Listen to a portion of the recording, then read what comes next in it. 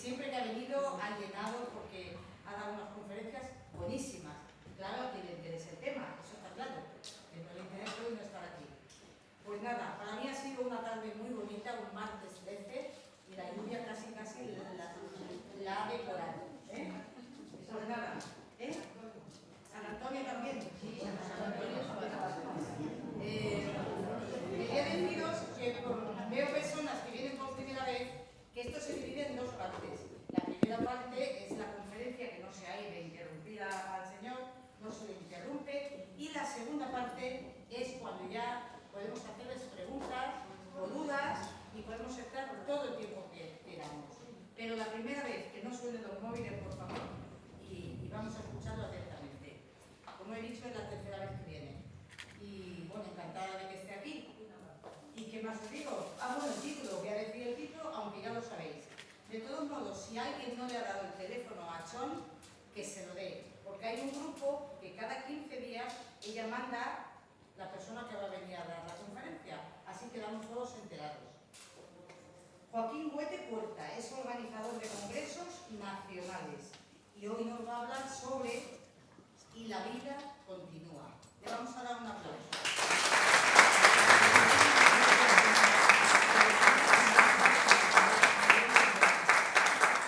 Muchas gracias. En primer lugar, agradecerles a ustedes por la presencia en la sala. Si no, estaría bastante solo. Y hoy que hemos tenido un día con lluvia, pues es de agradecer que estén aquí para escuchar. Antes de empezar, me gustaría que pudieran hacer abstracción de todas aquellas cosas que ya conocen. Que todo el mundo tenemos nuestro atavismo cultural, religioso, etc., para dar un poquito paso a algo que quizás suene por primera vez o que les choque porque no lo han oído hablar antes. Entonces vamos a hacer ese ejercicio de abstracción, de abrir un poco la mente a estas ideas que les voy a exponer, para que luego puedan tener ese juicio político de una vez escuchado, pues ya ustedes pueden sacar sus propias conclusiones.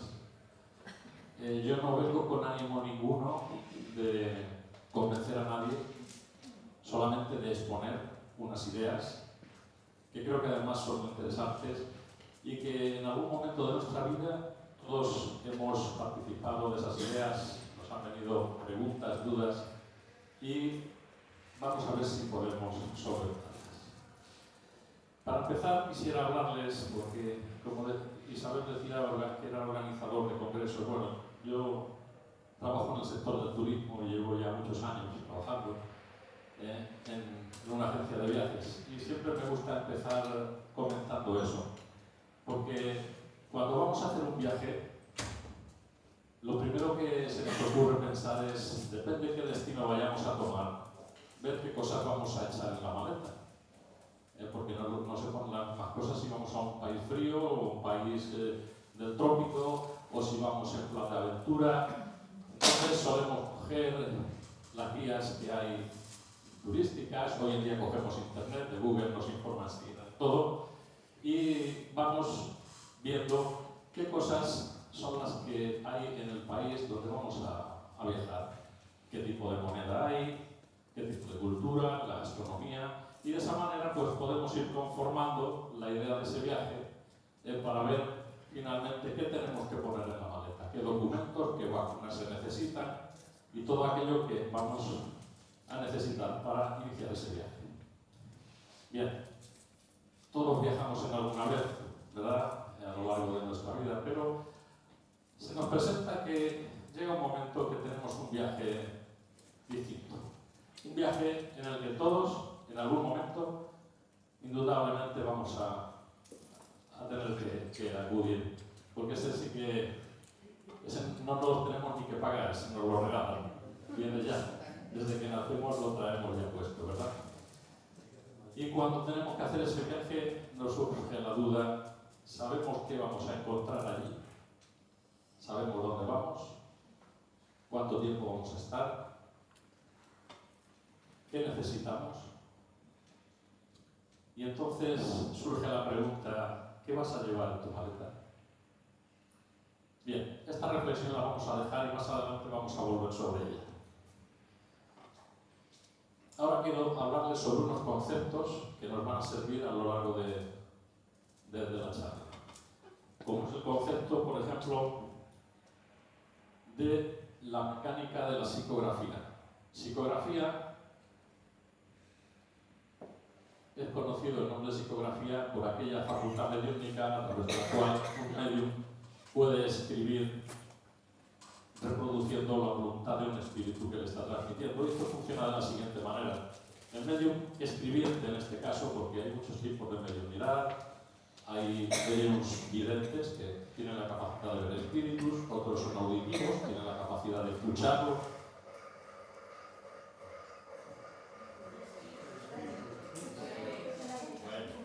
Bien, ya me ha dado paso. Bien, entonces en esta forma, en todos los tipos de mediunidad tenemos al medium, y el medium tiene lo que llamamos periespíritu. El periespíritu es un cuerpo similar al que vemos, pero que tiene otra naturaleza. Hay tres cosas fundamentales en el ser humano: el cuerpo físico, que es lo que vemos, el espíritu, que es la parte inteligente del ser humano, y hay un cuerpo intermedio entre el espíritu y el cuerpo que le llamamos periespíritu, y es el nexo de unión entre ambos cuerpos. Sería algo parecido a si cogemos una almendra y vemos cómo tiene la cáscara por fuera, la cáscara, la parte dura, que sería más material, que tiene dentro el fruto, que es la almendra propiamente dicho, pero tiene una capa, un revestimiento intermedio, que es el que sirve de unión entre el fruto y la cáscara dura, para hacer la idea. Bien, el perispíritu de la persona, del medium escribiente, se expande. Y tenemos al espíritu, que también expande su perispíritu, y forman aquí forman una parte, una atmósfera fluídico-espiritual común. Es un nexo de unión entre ambos. Y una vez que está creada esa atmósfera fluídico-perispiritual, el espíritu comunica a través de ondas mentales la voluntad al medium que se pone a escribir. Hay varios tipos de escritura: está la mecánica, la semimecánica y la intuitiva, pero estas cosas quizás para otra ocasión. Solamente es la idea, porque de esta idea va a surgir ahora el resto.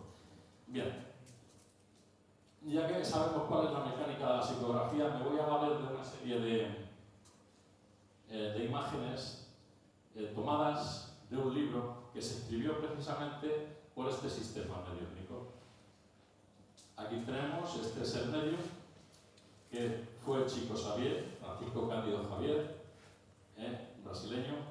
Aquí tenemos el espíritu comunicante, que es este de aquí, y estos otros son guías espirituales que acompañan a uno y a otro. Y entonces aquí empezó a escribir un libro que se llama Volví, y que hace mención a la vuelta a la casa real, es decir, cuando dejamos este plano físico, este planeta Tierra donde vivimos, para volver a nuestra casa verdadera, que es la casa espiritual. Porque el tiempo que pasamos aquí en la Tierra es, digamos, muy cortito, pero el tiempo real, como espíritus inmortales, lo tenemos en el mundo espiritual, en ese plano. Bien, pues Federico Fechner, que era precisamente el espíritu que estaba comunicando, en el libro concretamente se hace llamar Hermano Jacobo, que es un pseudónimo que toma, y él cuando estaba encarnado creía que una vez que muriese, porque él era espiritista y conocía mucho todos estos temas, pensaba que una vez que muriese pues estaba todo, y enseguida iba a llegar a la morada espiritual perfecta. Eso sí no llegaba a mundos felices, porque él, como sabía mucho de estas cosas, pero se llevó una sorpresa. Porque según el informe, según este libro, lo que ocurrió después de desencarnar no fue así, pero nos dejó un mensaje de alerta. Es decir, no se crean en paz con la ley, atendiendo pequeños deberes solidarios humanos. Es decir, que aunque hagamos pequeñas obras de caridad Que no nos sintamos que con eso ya tenemos bastante para vernos en el cielo. Bien. Voy a explicar lo que en este libro se dice. Este hombre, cuando llega al plano espiritual y escribe a través de esa mediunidad del libro Burbi, nos relata todos los procesos que hay desde su muerte en adelante. Y vamos a ver ciertas similitudes con lo que algunos científicos están investigando que llaman ECM, experiencias cercanas a la muerte. Hay algunas similitudes, pero yo voy a ir un poquito más allá. No me voy a quedar en el umbral de la muerte, sino que voy a continuar dando la imagen de lo que después vamos a encontrar. Bien, cuando este señor fallece, desencarna, lo primero que tiene es una asistencia espiritual de su guía, que está dándole pases magnéticos para ayudarle en el desprendimiento del cuerpo. Está en la fase de morir, del desdoblamiento, en el que las ECM, las experiencias cercanas a la muerte, hablan de que es un momento en el que el espíritu se ve fuera del cuerpo, que mira y ve cómo su cuerpo está abajo, que luego continúa para otras zonas, que ve su vida pasar con todas las cosas que ha hecho a lo largo de su vida, que al final viaja por un sitio, ve un túnel, una zona de luz, y cuando llega allí, pues le dicen, no es tu tiempo, y vuelve. Eso es lo que dicen las experiencias cercanas a la muerte, que están muy estudiadas hoy por numerosos científicos de todo el mundo. Pero esto es lo que ocurre en la realidad espiritual. Efectivamente, le vienen de repente un montón de imágenes de su vida, a modo de repaso.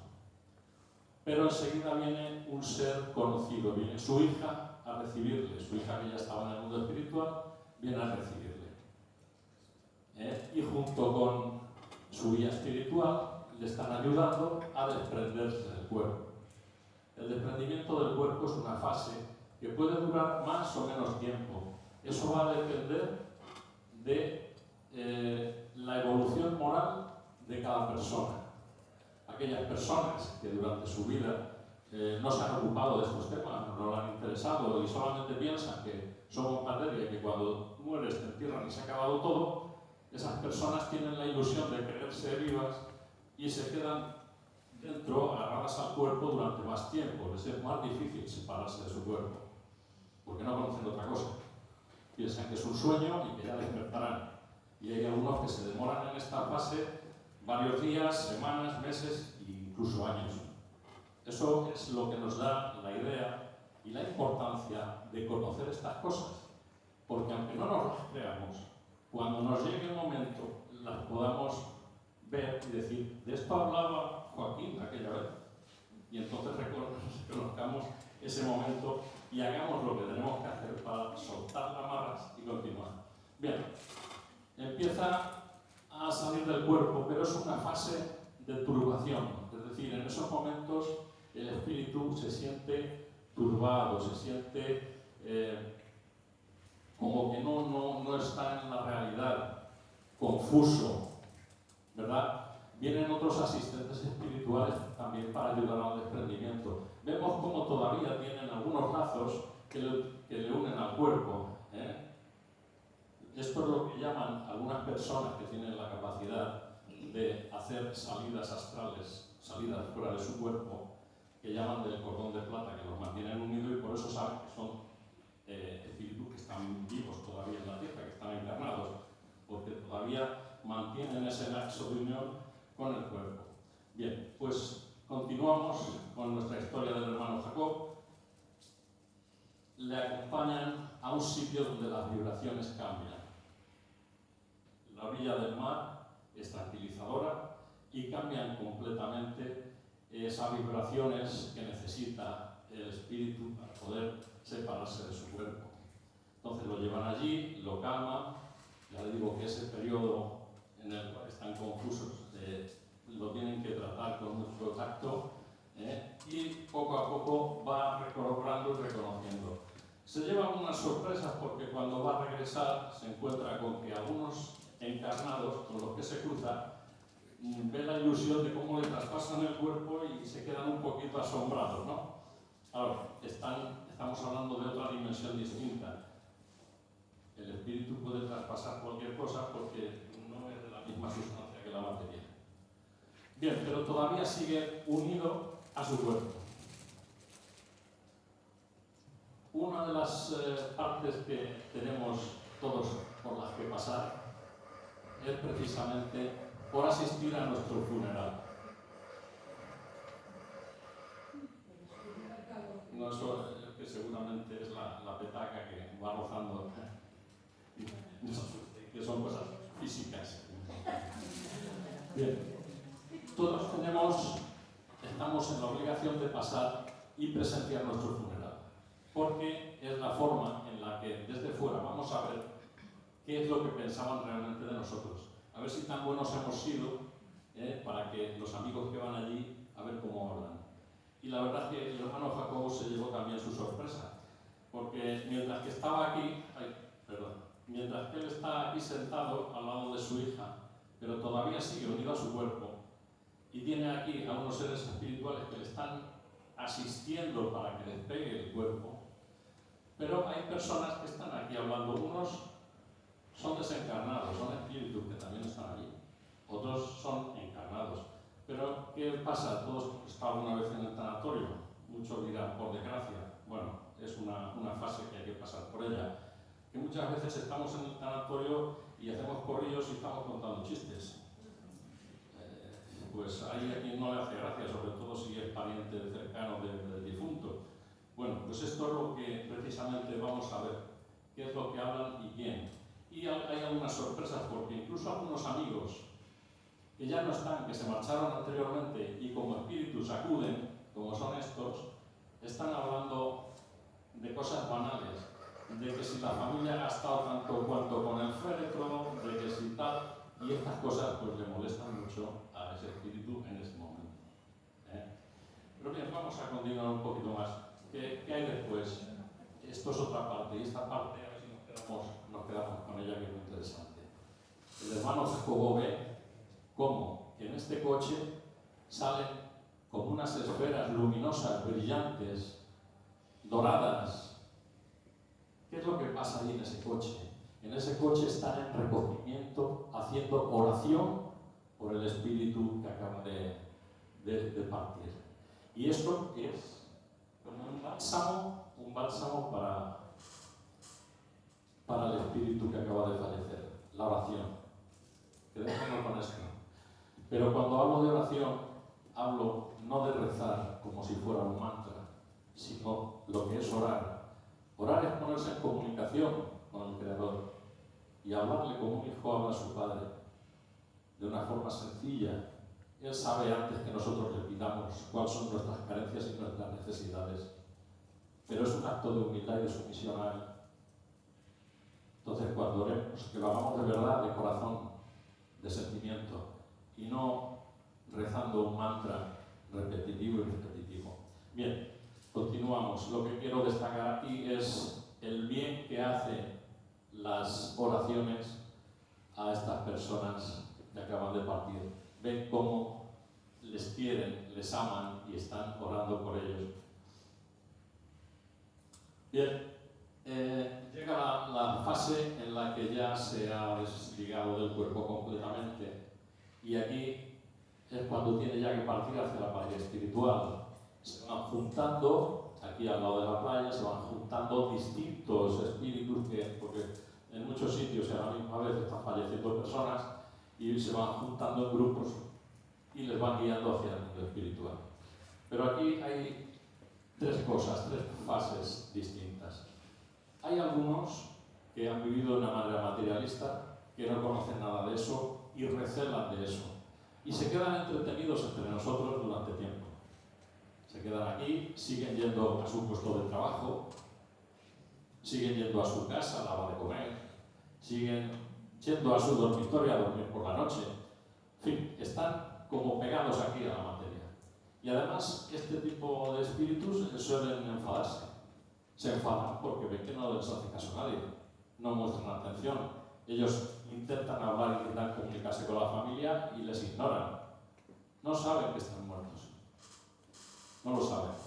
Se creen todavía que siguen en el día a día, porque como se sienten vivos, no se dan cuenta. Y como tampoco nadie les ha explicado, ni ellos han tomado interés por temas espirituales, no saben de ello. Luego hay otro tipo de casos que son los que pasan al mundo espiritual, pero que tienen sentimiento de culpa por cosas que no han hecho bien. Hay que estar diciendo que, aunque todos tengamos cositas y tengamos culpas de determinadas cosas que pueden pesar en la conciencia, nuestro Padre es todo amor y todo perdón.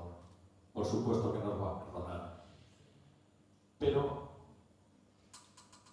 tenemos que pasar las pruebas necesarias para aprender y adelantar. Entonces, este tipo de espíritu, por lo general, no sigue avanzando hacia el mundo espiritual y se queda un poquito perdido en una zona que se llama el umbral, una especie de purgatorio, vamos, hasta que se da cuenta y pide auxilio y en ese momento es auxiliado. Pero veréis, vamos a continuar con la historia de Jacobo, cómo vienen otros seres espirituales a recogerles a todo el grupo y les llevan hacia una ciudad espiritual. Van pasando por las regiones umbralinas. Estos que parecen monstruos están así dibujados porque es un dibujo y porque de alguna forma tenían que representar la parte fea o negativa, pero no son monstruos, son nuestros hermanos que están sufriendo en esa parte. Son hermanos. Y como nadie se pierde, ninguna oveja se pierde, nuestro Padre, que también los quiere a ellos, hará todo lo posible para que ellos progresen y continúen el viaje. Pero de momento están ahí. Y toda esta caravana que van hacia la patria espiritual, tienen que tener cuidado de no quedarse rezagados y entre ellos, porque podrían quedarse ahí durante algún tiempo. Ya por fin, el túnel de luz que en las ECM se hablaba, aquí lo representan como un puente, y cuando cruzan ya este puente llegan a la patria espiritual, donde les esperan familiares, amigos, conocidos de otras vidas, que a lo mejor no los recordaban en esta y se los vuelven a reencontrar. Y allí es donde vivimos realmente, porque el tiempo que estamos en la tierra es el viajecito que hacemos, que venimos un tiempo para hacer una serie de cosas, para pasar unas pruebas, para hacer un examen para ver si es verdad que hemos aprendido algo, y por eso nos vienen pruebas en esta vida, unas más duras, otras más ligeras. Que luego también os contaré que estas pruebas no nos las pone nadie, somos nosotros mismos, nuestra conciencia la que nos pone esos deberes, a ver si somos capaces de hacerlos. Bien, el caso es que llegamos allí y allí podemos estar demorando 100, 150 años de los nuestros, más o menos, hasta que proyectamos una nueva reencarnación y venimos a ver si estamos preparados para volver a saltar un poquito más en ese plano evolutivo y seguimos progresando. Ahora voy a cambiar, hablando de este libro volví, pero voy a cambiar a unas imágenes que a lo mejor os van a resultar más naturales y que forman parte de una película que el título original era Nuestro Hogar. También fue una comunicación mediúnica de Chico Xavier, de un espíritu llamado André Luis, que nos contó cómo es la vida en el mundo espiritual. Entonces hemos llegado desde que hemos dejado el cuerpo hasta que hemos llegado al mundo espiritual y ahora vamos a pasar. Estos son una representación de colonias espirituales que hay alrededor de la Tierra. Eso no necesita, puede estar en el espacio, en cualquier lado, porque el espíritu no es de la misma materia que lo que tenemos aquí, el cuerpo humano. Entonces, este libro, que es Nuestro Hogar, se hizo la película y después se tradujo a 2 idiomas, a inglés y a español, y salió en los cines en España hará unos 8 años con el nombre de Astral City.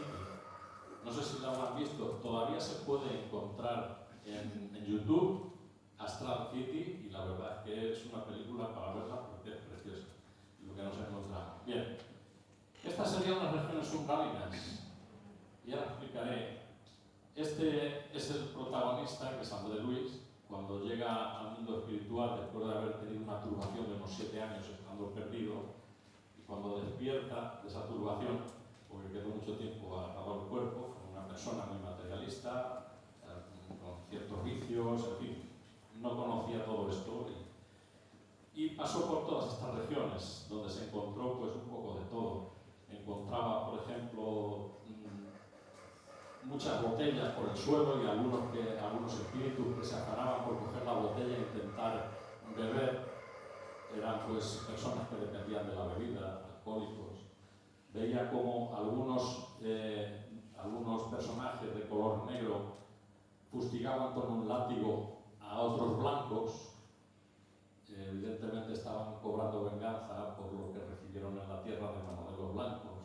Como otras personas que estaban vestidas con atuendo de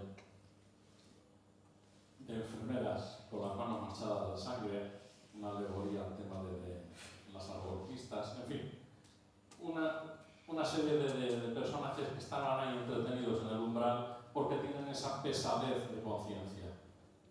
Y lo mismo le pasaba a André Luis, estuvo un tiempo allí.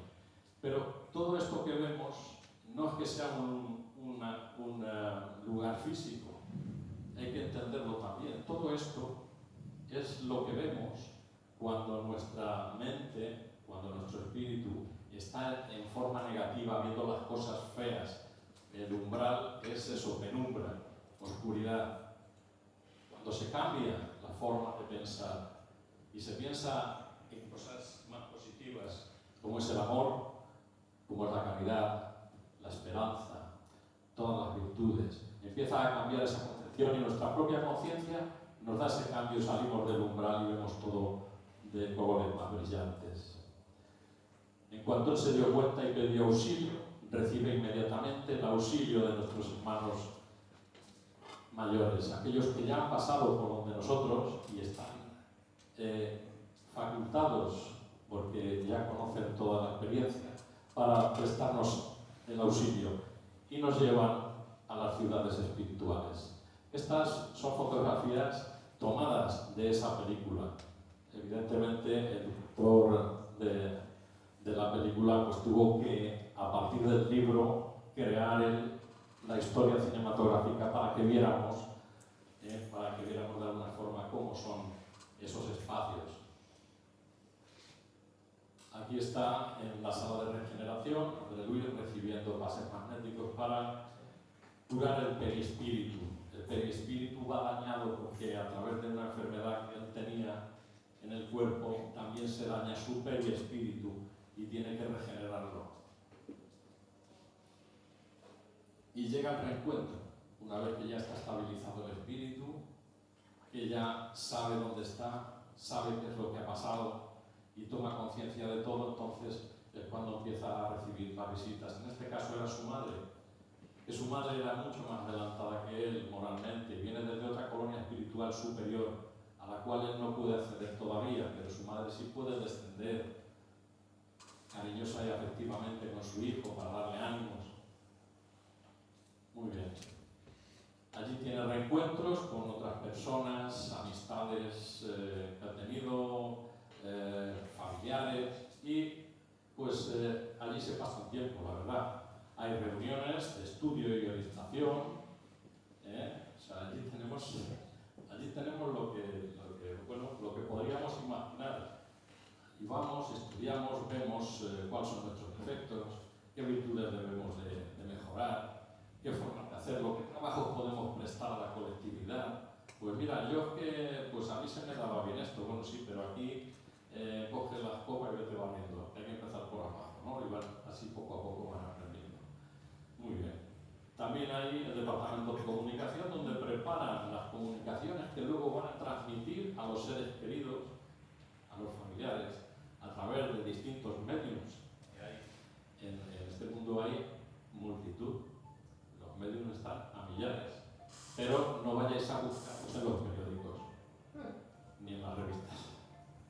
Porque estos que dicen, soy medium, vidente, espiritista y no sé qué, y no sé cuántos, cuidado, la mediunidad es un acto de caridad y es gratuita.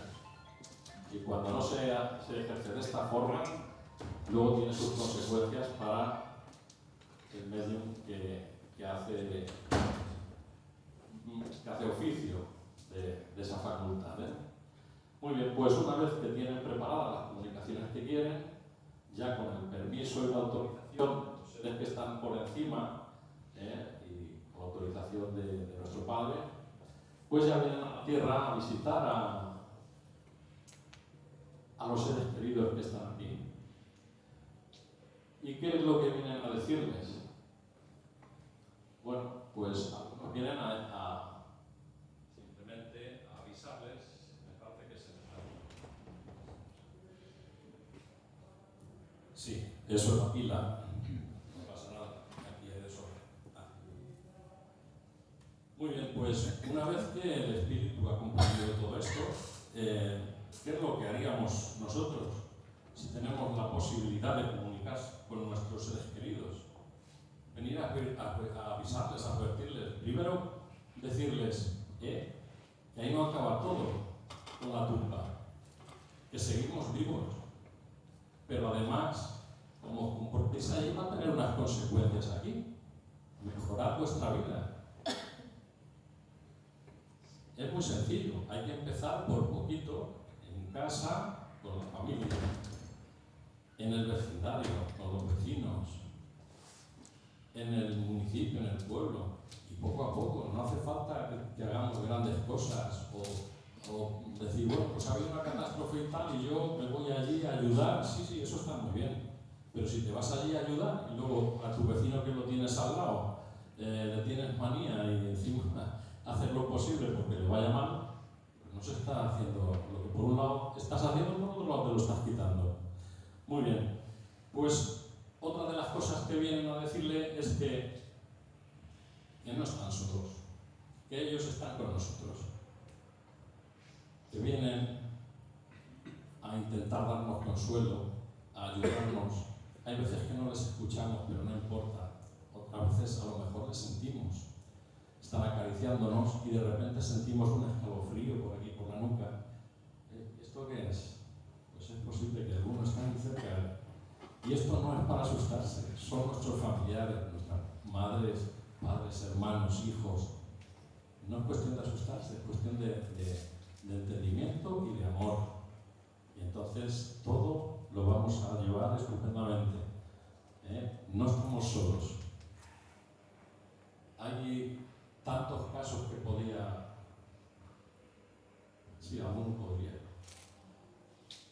Hay muchos casos en los que vienen porque ha habido algo que se ha quedado sin hacer o sin terminar y quisieran dar una orientación, que es muy difícil porque muchas veces, como no los concebimos, no sabemos.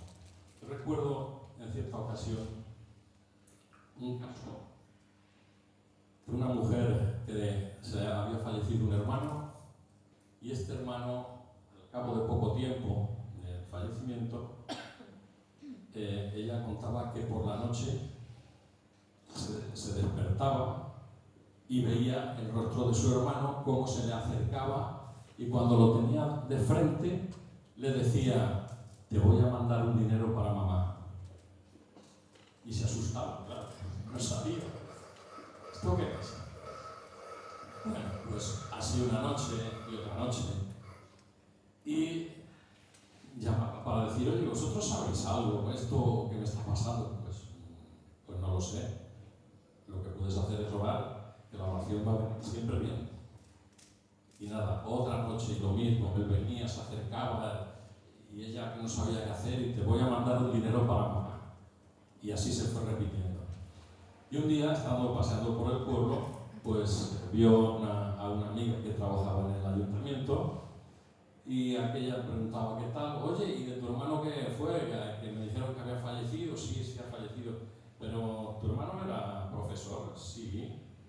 Y él tenía pareja o vivía No, él vivía con mi madre en casa. Dice, pues mira, pásate por el ayuntamiento y tráeme estos papeles, que te voy a arreglar una cosa, que hay un seguro que tienen los profesores y va a cobrar un dinero tu madre de esto. Así todavía se le seguía apareciendo por la noche, así diciéndole, te voy a mandar un dinero a mamá. Cuando los papeles estuvieron hechos, concedidos, llegó el primer sobre con el dinero, dejó de aparecer. Ya había cumplido lo que venía a decir. Mientras tanto, se pasó más de un mes con aquello y estaba atemorizado. No hay que tener temor, hay que comprender. ¿Qué quieres decir? ¿Qué puedo hacer por ti? Orar siempre es una buena solución, pero no hay que tener miedo de estas cosas. Es lo más sencillo y lo más... Hay muchas personas también que nos preguntan a veces, oye, ¿y cómo podría hacer yo para tomar contacto con este ser querido? Pues me gustaría, hombre, fácil no es en el sentido de que está más extendido de lo que parece. El tema de la mediunidad está por todas partes y todos tenemos algo, aunque sea una pizquita, algún rudimento de mediunidad, pero hay formas más sencillas. Veréis, el dormir.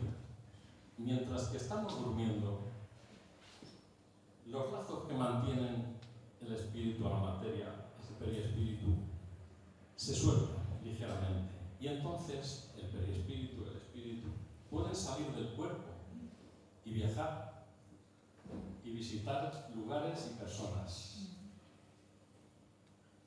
Encontramos en el libro de los espíritus, en la pregunta 401, que dice: durante el dormir descansa el alma tanto como el cuerpo. Y los espíritus responden: no, el espíritu nunca está inactivo. Durante el dormir, los lazos que lo unen al cuerpo se relajan, y puesto que el cuerpo ya no tiene necesidad de él, el espíritu recorre el espacio y entra en relación más directa con los otros espíritus. Entonces, durante el sueño, el espíritu se desplaza por el universo entero, a la velocidad del pensamiento. Le basta pensar en quiero estar allí, ya está allí. Porque no necesita cuerpo, no hay ese espacio. Y en ese momento es en el que se pueden dar esas comunicaciones. Esos sueños que muchas veces venimos con ellos y no sabemos de dónde han salido. A veces es una maraña el sueño y no lo entendemos. Eso también tiene su porqué, porque no todas las cosas que suceden en estos contactos espirituales deben de ser trasladadas a la parte consciente del ser humano una vez que despierta. Sí que permanecen en el subconsciente como conversaciones, advertencias, ayudas para sobrellevar mejor tal o cual prueba, pero no se nos permite a lo mejor recordarlo todo. Y cuando despertamos vemos como una maraña de cosas que no tienen sentido. Sentido tiene, pero el espíritu lo conoce y lo guarda para continuar trabajando sobre ello. Y nosotros, pues eso, nos despertamos y al cabo de un rato, a lo mejor ya, ¿qué has soñado esta noche? Ya no me acuerdo. Muy bien. Pues, como digo, toma contacto con otros espíritus, tanto encarnados como desencarnados. Puede visitar a los que están al otro lado, o puede visitar a otros encarnados que también están durmiendo y su espíritu está fuera del cuerpo y tienen sus charlas, sus conversaciones, sus cositas. Sobre todos estos temas, como decía al principio, la ciencia también ha puesto su granito de arena. Quiero decir que esto no es solamente ideas filosóficas, sino que han sido estudiadas por muchos hombres y mujeres de ciencias sobre distintas cosas, sobre el tema de experiencias cercanas a la muerte, de desdoblamientos astrales, sobre el tema de la reencarnación, que ha sido muy estudiado. Aquí tenemos, por ejemplo, el caso del doctor Eben Alexander, que es este de aquí, un neurocientífico de mucho prestigio que mantenía que estas cosas, bueno, pues que eran como perturbaciones mentales, el tema de la mediunidad y todas estas cosas, hasta que tuvo una meningitis y estuvo una semana declarado como muerto. Simplemente estaba conectado a una máquina, pero